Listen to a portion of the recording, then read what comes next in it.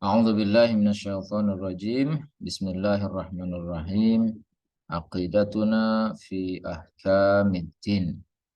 Keyakinan kita tentang hukum-hukum agama. Kita akan baca karya Syekh Muhammad Ridha Mudhafar tentang keyakinan kelompok Syiah Imamiyah tentang hukum-hukum agama. Bagaimana mereka melihat berkeyakinan tentang hukum-hukum yang ada dalam agama. Kita baca, na'taqidu annahu ta'ala, kita meyakini bahwasanya Allah Subhanahu wa ta'ala ja'ala ahkamahu minal wajibati wal muharramati wa ghairihima. Allah Subhanahu wa ta'ala telah menjadikan hukum-hukumnya baik dari yang bersifat wajib atau hal-hal yang diharamkan, dan selain dari keduanya itu semua hukum-hukum itu tibqan lima salihil ibadi fi nafsi af'alihim, sesuai dengan kemaslahatan para hamba di dalam perbuatan mereka sendiri. Artinya kelompok Syiah Imamiyah meyakini bahwasanya Allah Subhanahu wa ta'ala telah menjadikan semua hukum-hukum yang telah diturunkan, disyariatkan kepada umat manusia, baik yang bersifat wajib, haram, sunnah, ataupun yang lainnya, itu semua kembali kepada maslahat hamba itu sendiri. Fama fihil maslahatu, pada apa yang di dalamnya terdapat maslahat, al-mulzimatu ja'alahu wajiban, pada apa yang di dalamnya terdapat kelaziman bagi manusia, maka ja'alahu wajiban. Allah Subhanahu wa ta'ala menjadikan hukum itu menjadi hukum yang wajib karena terdapat maslahat bagi manusia. Makanya Allah Ta'ala wajibkan manusia untuk mengerjakannya.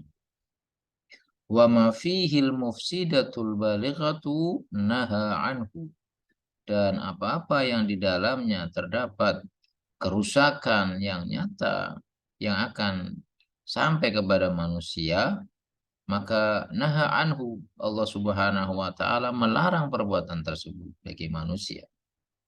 Manusia dilarang untuk melakukan suatu perbuatan karena yang dilarang tersebut akan memberikan kemudaratan, bahaya bagi manusia itu sendiri. Wa ma fihi maslahatun rajihatun nadabna ilaihi, dan apa-apa yang di dalamnya terdapat kecenderungan maslahat, maka kami sunahkan bagi manusia untuk mengerjakannya. Kami anjurkan bagi manusia untuk mengerjakannya. Wa hakadha fi baqil ahkam, dan begitu juga pada hukum-hukum yang lainnya, baik yang makruh ataupun yang mubah. Wa hadza min adlihi wa lutfihi bi ibadihi. Ini semua adalah bentuk dari keadilan dan kasih sayang Allah Subhanahu wa ta'ala kepada para hambanya.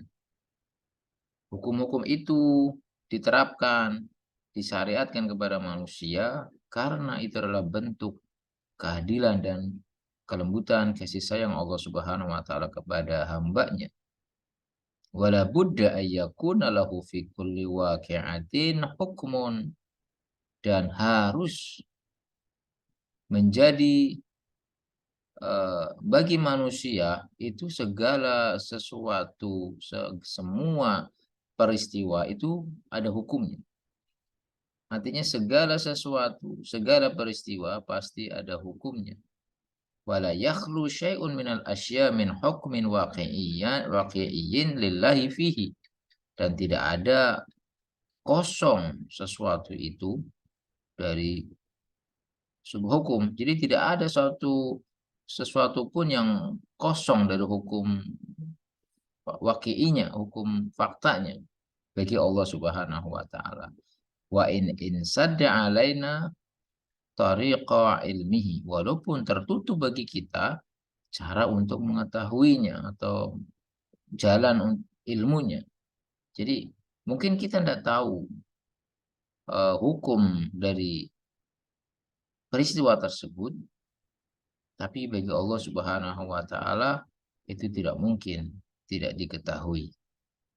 Wa naqulu aidan, dan kita juga mengatakan bagi kelompok Syiah Imamiyah mengatakan annahu minal qabihi an ya'mura bima fihi al-mufsidata wa yanha amma fihi al-maslahat. Dan kita katakan bahwasanya Allah Subhanahu wa taala itu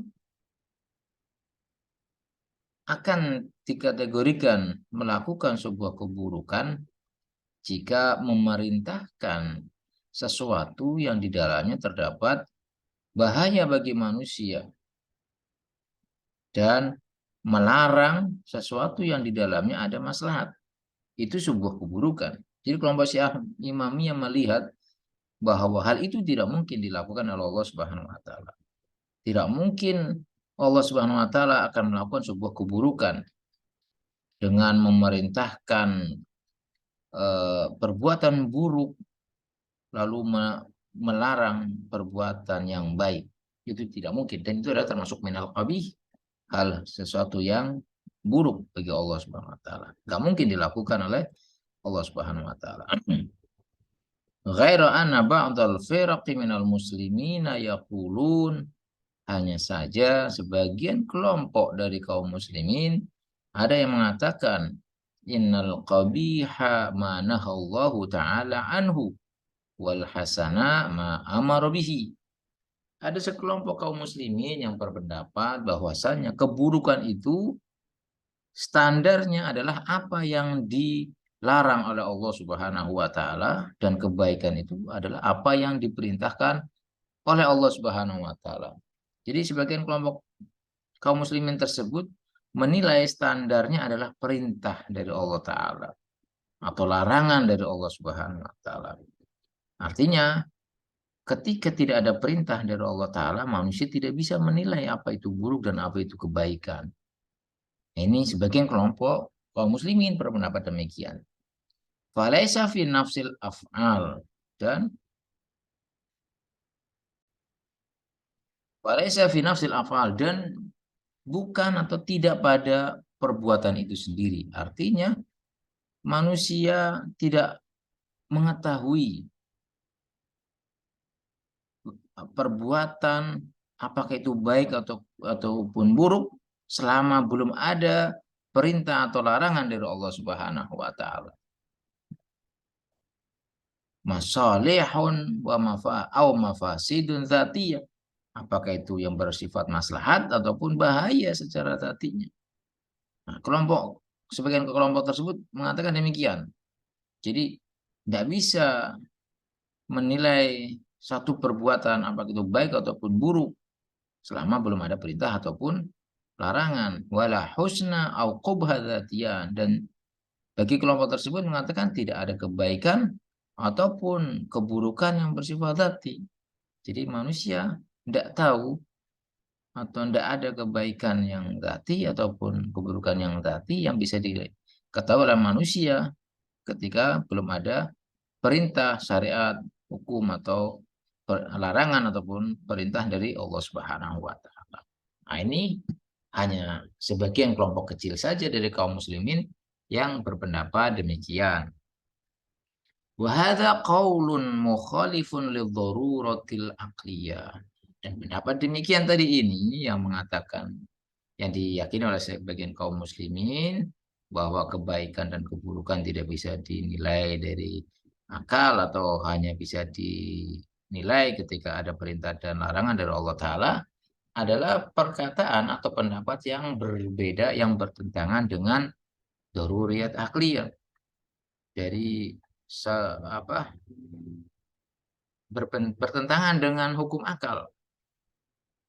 Kama annahum, sebagaimana mereka jawazu an yaf'alallahu ta'ala al-qabiha fayamuru bima fihi al-mufsidat. Jadi kelompok demikian yang bertentangan dengan hukum akal itu mereka memperbolehkan bahwa Allah Subhanahu wa taala melakukan keburukan. Kelompok kelompok sebagian kelompok itu mengatakan demikian, membolehkan bagi Allah taala melakukan keburukan dan kemudian memerintahkan yang di dalamnya terdapat bahaya bagi manusia. Dan ini bertentangan dengan hukum akal. Wa yanha amma fihil maslahat. Dan juga mereka melarang manusia untuk berbuat yang mana di dalamnya ada maslahatnya. Pernyataan atau perkataan demikian, pendapat demikian itu bertentangan dengan mukhalifun lidzaruratil aqliyah, bertentangan dengan hukum akal. Waqad taqaddama hadza waqad taqaddama anna hadzal qawla fihi majazafatun 'azimatun. Saya ulangi, waqad taqaddama anna hadzal qawla fihi mujazafatun 'azimatun, dan telah lewat pernyataan ini bahwasanya pernyataan ini di dalamnya mengandung satu mara bahaya yang sangat besar sekali. Jadi pendapat atau pernyataan yang demikian yang membolehkan Allah Ta'ala berbuat keburukan dan Allah memerintahkan kemaslahatan atau melarang orang berbuat maslahat, maka ini adalah suatu pernyataan atau pendapat yang memiliki bahaya yang sangat besar sekali. Kenapa demikian? Wadzalika liiltizamihi nisbatal jahli awil ajzi ilaihi subhanahu wa ta'ala uluwan kabira. Karena hal itu akan melazimkan, meniscayakan, menisbahkan kepada Allah Subhanahu wa taala dengan sifat kejahilan. Dan itu tidak boleh dan mustahil Allah taala itu jahil atau buruk atau tidak tahu. Awil ajzi ilaihi subhanahu wa ta'ala, atau akan meniscayakan pendapat tersebut bahwa Allah Ta'ala itu lemah. Uluwan kabiro, maha tinggi Allah Subhanahu wa taala dari pendapat-pendapat demikian. Sungguh jauh sekali dari apa yang mereka katakan. Wal khulasoh, kesimpulannya adalah inna sahiha fil i'tiqadi an naqul, sesungguhnya yang benar di dalam berkeyakinan atau keyakinan yang benar menurut kita katakan inna sahiha fil i'tiqad an naqul, maka yang benar di dalam keyakinan adalah kita mengatakan innahu ta'ala la maslahata lahu wa la manfa'ata fi takalifina bil wajibati wa nahaina an fi'li ma haramahu. Sesungguhnya Allah Subhanahu wa taala itu enggak memiliki maslahat atau tidak membutuhkan maslahat dan juga tidak ada manfaatnya bagi Allah Subhanahu wa taala terhadap taklif-taklif yang diwajibkan kepada manusia, baik yang bersifat wajib ataupun wanahaina, ataupun yang bersifat larangan yang kita dilarang untuk mengerjakan apa yang diharamkannya, apa yang dilarangnya oleh Allah Subhanahu wa taala. Jadi apa yang diwajibkan bagi manusia tidak ada maslahat dan manfaatnya bagi Allah Ta'ala, dan apa yang dilarang, yang diharamkan oleh Allah Subhanahu wa taala itu tidak ada maslahat dan manfaatnya juga bagi Allah Subhanahu wa taala. Itu semua kembali kepada para hambanya. Balil maslahatu wal manfaatu tarji'u lana fi jami'i takalif.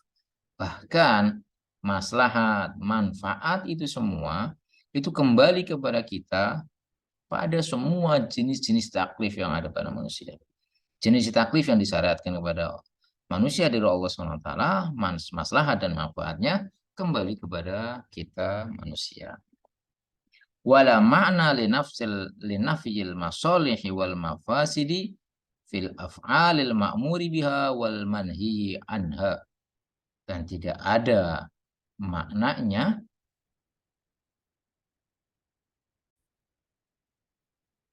wala makna li nafsil masalihi wal mafasidi fil af'alil ma'muri biha wal manhi anha, dan tidak berarti ini semua memiliki arti dengan meniadakan atau menafikan kemaslahatan lalu juga meniadakan mara bahaya yang ada pada pekerjaan-pekerjaan yang diperintahkan oleh Allah Subhanahu wa taala ataupun yang dilarang oleh Allah taala. Tidak memiliki arti demikian. Artinya tidak memiliki arti meniadakan adanya maslahat, meniadakan adanya mara bahaya pada setiap pekerjaan. Tidak demikian. Artinya adalah tidak ada maslahat bagi Allah taala. Tapi untuk pekerjaan itu sendiri itu memiliki maslahat dan mara bahaya. Fa innahu ta'ala la ya'muru 'abathan. Dan maka Allah Subhanahu wa taala itu dia tidak akan pernah memerintahkan sesuatu yang bersifat abatha atau sia-sia. Wala yanha juzafan wa huwal ghaniyyu an ibadih. Wala yanha, dan Allah Subhanahu wa taala tidak akan pernah melarang suatu pekerjaan dengan sembrono atau dengan tidak ada aturan. Wa huwal ghaniyyu an ibadi, dan dialah Allah Subhanahu wa taala zat yang maha kaya atau tidak membutuhkan kepada para hambanya. Jadi demikian pembahasan kita tentang hukum-hukum agama yang diyakini oleh kelompok Syiah Imamiyah, bahwa semua taklif yang diperintahkan kepada manusia, manfaat dan maslahatnya seluruhnya kembali kepada manusia. Ketika dilarang oleh Allah Ta'ala, maka di situ ada bahaya, mudarat bagi manusia, dan apa yang diwajibkan, maka di situ ada maslahat dan manfaatnya bagi manusia dan juga hukum-hukum yang lainnya. Wallahu a'lamu bishawab. Wassalamualaikum warahmatullahi wabarakatuh.